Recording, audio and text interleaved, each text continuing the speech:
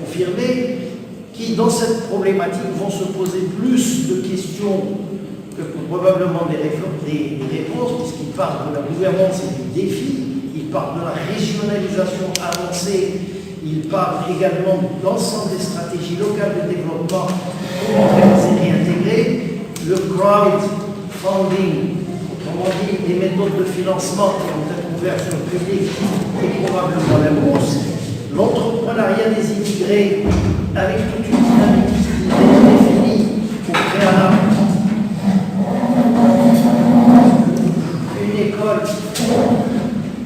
une école d'entrepreneuriat, et puis l'accès aux services de santé, donc c'est un aspect régalien. Et puis nous avons accès, Dr Zawel Saïd, au matin, je ne sais pas quel est le sujet, il ne l'a pas écrit, mais ça sera la cerise sur le gâteau. Donc ça sera la conclusion. Donc on va essayer, si vous me permettez ça, un quart d'heure chacun, pour laisser un petit peu le débat. On terminera à peu près vers midi, au lieu de 11h, parce qu'on a commencé en retard. Voilà, tout à l'heure vous enregistrez, les questions seront ouvertes, donc il y a un débat. Donc je commencerai par la thématique qui est entre le professeur Hamid, Hamid المقدم لا ماشي الشيخ، Hamid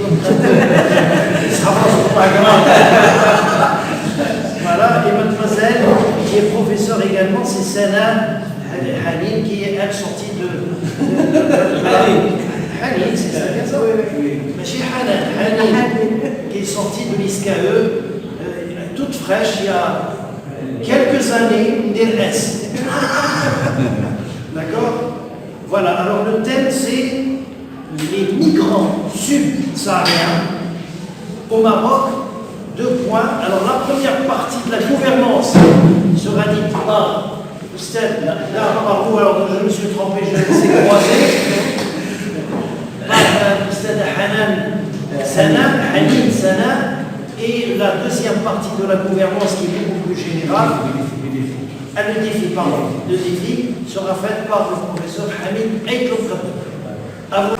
Pour cette introduction, donc je commence notre communication intitulée Migration subsaharienne, gouvernance et défis. Donc la première partie va être dédiée aux normes de gouvernance qui ont été élaborées par l'Organisation mondiale de l'immigration à travers un certain nombre d'indicateurs. Donc on va voir dans quelle perspective le Maroc respecte les normes de l'Organisation internationale pour l'immigration. Donc, comme on l'a appris tous hier, le Maroc est désormais un pays d'accueil.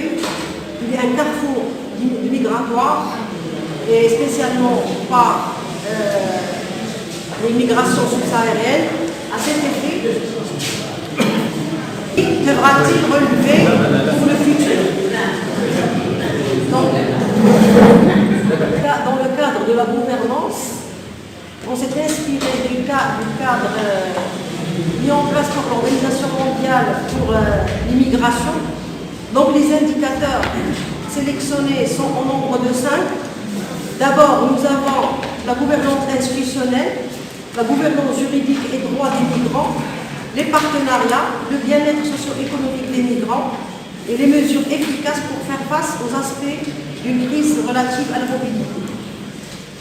Donc, ces indicateurs rentrent dans le cadre, en concordance avec la cible 10.7 des objectifs de développement durable. Donc, la gouvernance, quelle gouvernance pour le Maroc dans la gestion du dossier de la migration? Donc, dans la partie verte, on va voir ce qui est fait, et dans la partie en rouge, c'est pour indiquer ce que nous supposons être encore des lacunes par rapport à des indicateurs de gouvernance. Au niveau de la gouvernance institutionnelle, donc on a un certain nombre d'institutions qui sont en charge de la gestion du dossier de l'immigration. Donc on a le ministère délégué auprès du ministre délégué auprès du ministère des Affaires étrangères de la coopération africaine et des Marocains résidant à l'étranger, chargé des Marocains résidant à l'étranger. C'est bien ça? C'est bon. Parce que c'est tellement long que... Donc on a le Conseil national des droits de l'homme qui a émis des rapports sur la situation de l'immigration subsaharienne au Maroc. On a les ministères de l'Intérieur, du Travail, de la Justice et de l'Éducation. Donc comme on voit, on a plusieurs institutions qui sont impliquées dans la gestion du dossier par rapport, d'après ce que nous avons, ce qui a émané de notre recherche, c'est que le Maroc est toujours en retard sur la mise en place de l'Observatoire africain des migrations présenté au niveau de l'agenda africain pour la migration. On observe également donc l'absence de mécanismes de gouvernance locale et territoriale destinés à intégrer la dimension de la migration dans les programmes d'action communale et les programmes de développement régionaux. Donc il y a un peu une déconnexion par rapport au top et sur le terrain, alors que la gestion locale et territoriale est plus concernée par ce dossier. Et aussi, on remarque qu'on a observé l'absence d'une instance nationale de pilotage et de coordination. Donc, ce qu'on a pu aussi relever dans notre recherche, deux grandes observations. D'abord, le rôle du ministère de l'Intérieur semble se limiter à la gestion sécuritaire de la question migratoire. Donc, et le déficit en matière de ressources humaines à même de permettre de maîtriser les enjeux ainsi que les compétences nécessaires à la gestion de la question migratoire. On observe également la nouvelle politique de la gestion du dossier de migration subsaharienne partie de l'absence d'un capital expérience qui nuit à la fois à l'efficacité, à l'efficience de cette politique. Et puis, une politique de régularisation déconnectée des dispositifs juridiques visant à faciliter l'intégration économique et sociale, culturelle et religieuse des migrants. Donc, on peut en déduire que le gouvernement marocain semble toujours redécouvrir toutes les implications de la régularisation a posteriori. Donc par rapport à la gouvernance juridique, après donc, on a relevé la gouvernance institutionnelle. En ce qui concerne la gouvernance juridique et droits des migrants, donc on a tout un arsenal juridique. On a la Constitution, on a la loi 2.3, on a la stratégie nationale d'immigration et d'asile formulée en 2014, on a la régularisation en 2017 de plusieurs groupes ou bien de demandes, et puis on a le droit de la citoyenneté, les campagnes de régularisation des migrants irréguliers. Donc ici, ces tableaux, ils relatent toutes les conventions internationales que le Maroc a ratifiées concernant donc, le droit des migrants. Donc je ne vais pas les relever tous, mais ils sont donc... ce qu'on peut remarquer que le Maroc, il a ratifié presque toutes les chartes internationales et protocoles concernant le droit des migrants. Les partenariats, donc on remarque que le Maroc... Je vous demanderai pour la gentillesse et l'amabilité d'éteindre vos téléphones. Vous mettez hors avion. Donc, concernant les partenariats, le Maroc, on remarque que le Maroc est très très dynamique par rapport à la conclusion d'accords ou de partenariats entre plusieurs partenaires, notamment internationaux et en interne. Donc en 2026, on a le processus de Rabat, en tant que plateforme réunissant une soixantaine de pays partenaires africains.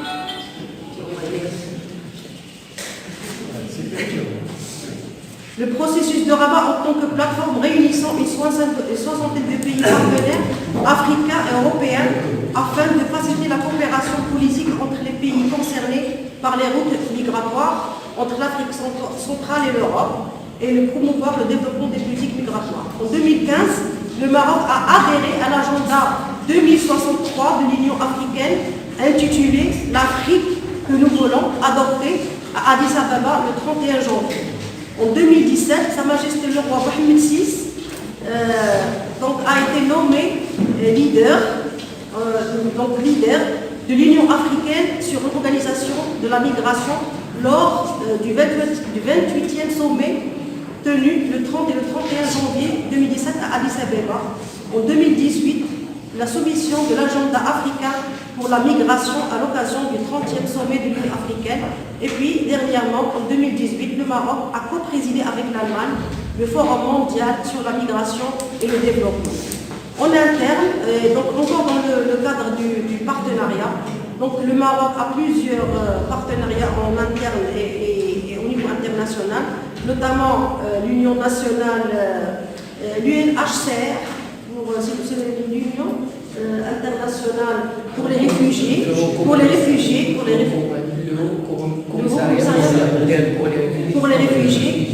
On a Caritas. Caritas, c'est une fondation espagnole, mais qui a des antennes aussi au Maroc, qui prend en charge les migrants subsahariens. On a le Croissant Rouge marocain, Charité Caritas, oui. Donc, on a aussi la CGM, auquel...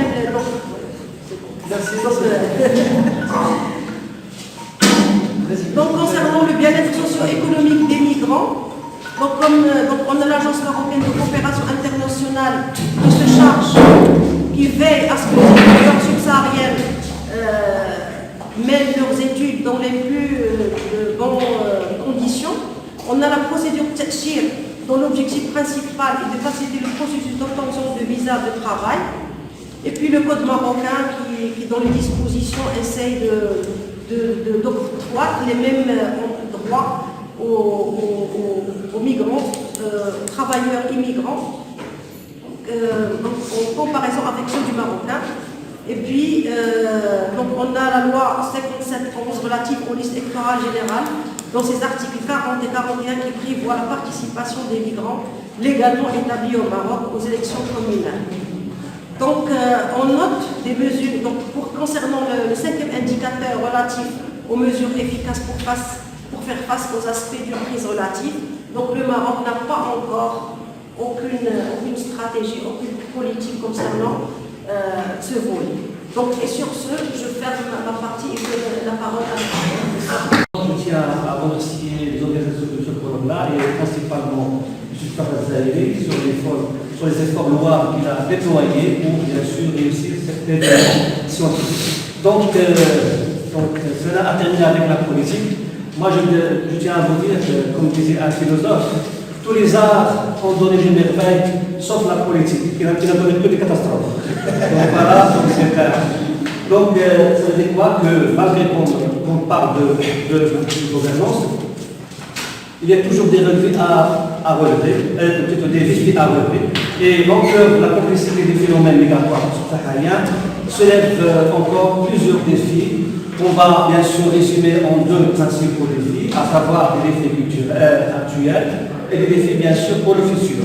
Alors premièrement, pour les défis actuels, les défis il y a principalement des défis institutionnels et juridiques pour renforcer le respect des droits de la personne des migrants. En fait, la législation actuelle doit s'aligner avec les normes internationales par le parachèvement de la ratification de certaines conventions internationales et créer une dynamique et une interaction entre ces éléments internationaux et le droit national. Surtout que le Maroc a pris plusieurs initiatives à dimension continentale et internationale dans le domaine de la migration. Deuxième défi, la protection sociale des migrants.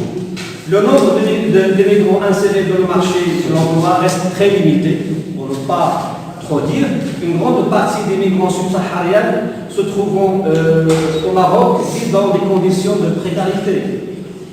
Beaucoup de migrants ne servent bien que grâce à la charité des voisins, parfois à la mendicité ou à différents autres expédients. Il est évident qu'avec la configuration du marché de l'emploi, l'économie marocaine est devant un réel défi pour, bien sûr, procurer des emplois à ces migrants. Le troisième défi, c'est la sécurité sociale. En fait, la sécurité sociale est limitée aux titulaires d'une carte de séjour et les travailleurs étrangers y accèdent par intermédiaire de leur employeur, tandis que les migrants sans statut régulier ne peuvent recevoir que des soins d'urgence et doivent se faire soigner par des organisations de la société civile. Quatrième défi, la stabilisation. Bien sûr, en revanche, que la relation des migrants avec les sociétés dans laquelle ils se trouvent s'intensifie et se passe de l'intégration culturelle compte tenu de la diversité ethno-culturelle et culturelle qui représente une voie nouvelle, une voie nouvelle comportant plusieurs défis, entre autres le renforcement du vivre ensemble au sein de la société en mobilisant la société civile organisée et les médias. On note une absence de débat de société. Donc la migration n'est pas un sujet. Le débat politique et de concurrence entre les partis politiques marocains. Il y a une ignorance totale. Alors ça c'est pour les défis actuels. Mais d'autres défis restent bien sûr à relever dans le futur. À savoir, alors là il y a 3 dimensions. Il y a la dimension sécuritaire, la dimension économique et la dimension sociale. La dimension sécuritaire. Lutter contre la menace structurelle géopolitique, le trafic d'immigrants et la traite humaine est également un défi pour le Maroc afin d'assurer des migrations sécurisées, d'où la nécessité de procéder à la réalisation d'une cartographie de la migration au Maroc qui n'est pas encore établie. Donc, dans le but d'identifier à la fois le nombre de migrants et aussi les ressources et les besoins pouvant renforcer l'approche sécuritaire. Deuxième dimension, la dimension économique, en fait l'insertion et l'intégration économique du subsaharien diplômé et non diplômé va se poser avec une grande acuité au Maroc dans les années à venir. Si les centres d'appel des entreprises du BTP sont devenus un travail typique pour les migrants diplômés au Maroc, ces derniers vont devoir chercher des points en commun avec les emplois dans d'autres pays et qui sont typiquement occupés par des migrants. Vont postuler pour des postes de cadre. Il faut dire aujourd'hui des ingénieurs, des journalistes, des médecins d'origine subsaharienne sont également présents au Maroc, juste comme des migrants subsahariens. Il va de soi, avec les non-diplômés qui aujourd'hui travaillent dans l'informel, comme de petits marchands ambulants, des pompistes, des jardiniers, des laveurs de voitures, et aussi dans l'agriculture, au sud du Maroc et autres directions. Demain, ils vont certainement chercher à exercer dans le secteur formel. La troisième dimension, la dimension sociale, qui reste aussi la principale. Le logement est sans doute, selon Abdelmak Seyad, sociologue algérien, disciple de Bourdieu, le facteur qui agit le plus efficacement, d'autant plus qu'il est plus difficile, plus misérable et plus discriminatoire. Donc je dois vous dire que Abdelmak Seyad, il a écrit un ouvrage intitulé La double absence, dans lequel il relate l'Eldorado de l'émigration et l'illusion de l'immigration. Ça veut dire quoi? L'Algérien, lorsqu'il quitte l'Algérie, il est absent en Algérie. Lorsqu'il arrive au niveau de la France, donc qu'est-ce qu'il fait? De la maison à l'usine, de l'usine à la maison. Où est la France? Donc il est absent en France, d'où la double absence. Donc, ce facteur qui n'a toutefois pas attiré l'attention des études dans le contexte marocain, en effet, nous n'avons trouvé aucune étude qui s'intéresse à la problématique de l'accès des immigrés au logement au Maroc. Il n'y a pas d'étude. Le défi social a besoin d'une politique publique, sociale intégrée, mobilisant tous les intervenants et permettant la capitalisation des efforts aussi bien de l'État, associations et société civile. Il est important dans le cadre de la construction de cette politique intégrée pour mettre à disposition du personnel de santé des formations spécifiques pour la prise en charge des migrants. Parce que les migrants, ils ont une table de mobilité spéciale à laquelle il faut faire face. Deuxième point, sensibiliser les acteurs scolaires locaux sur la migration et inciter la scolarisation des enfants pour les pouvoir intégrer. Troisième point, mobiliser des imams, comme a dit hier, de démontrer leur travail de sensibilisation en vue de l'acceptation de l'ordre dans la lutte contre le racisme et la bonne cohabitation. La prise de toute les mesures nécessaires pour lutter contre les tendances racistes envers, je dirais, les migrants subsahariens. Donc, ça c'est d'une manière résumée donc les principaux défis, pour ne pas dire tous les défis. Donc ça reste bien sûr, il faut dire en conclusion que la migration devient une question transversale qui implique plusieurs acteurs qui n'ont pas uniquement l'État, parce que l'État il est aujourd'hui fatigué, il veut faire plus avec moins, un État stratège qui est en train de se désengager de certaines obligations, et comment il va faire bien sûr pour gérer la question de la migration. Donc, ayant des positionnements intérêts et applications diverses du phénomène, il serait presque un truisme d'affirmer qu'une approche globale, intégrée est nécessaire et obligatoire pour une meilleure prise en charge des questions migratoires.